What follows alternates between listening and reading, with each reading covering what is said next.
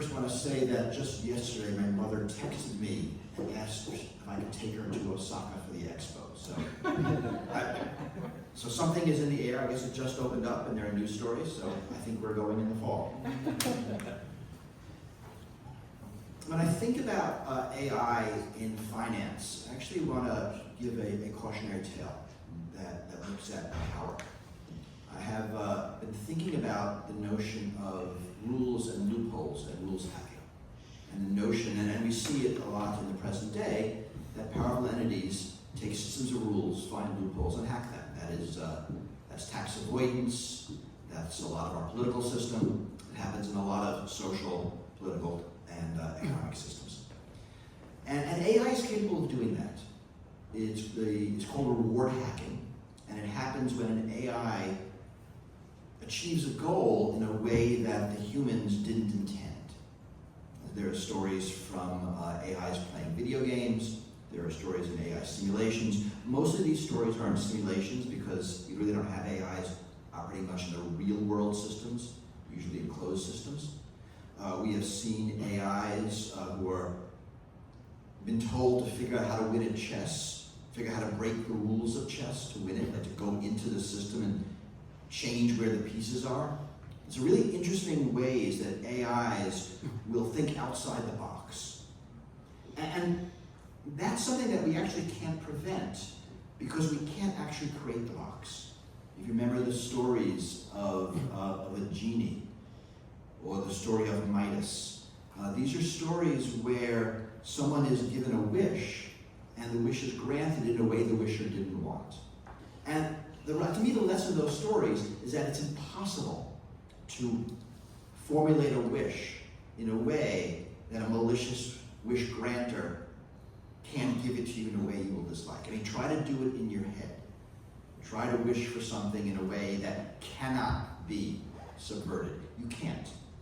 Language doesn't allow it.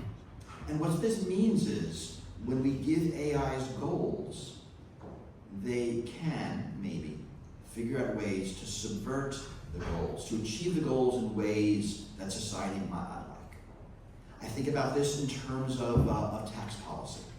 We can imagine handing an AI the nation's tax codes, the world's tax codes, and saying, minimize tax.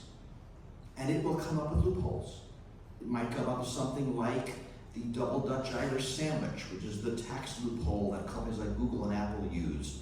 And it involves US tax law, Dutch tax law, Irish tax law, and an offshore tax haven. Right? A human came up with that.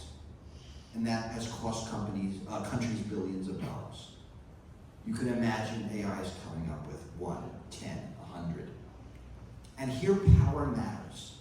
Right? If I have an AI do that, it'll come with a tax loophole, and what do I save? A few $1,000s on my taxes? Goldman Sachs does that, and it's a multi-million-dollar business for them for years. And when I think about using AI for good in finance, in any of these deeply complex, interrelated, rule-based systems that do have loopholes, if we only could find them, I worry about the AIs finding these loopholes. And we in society are used to this.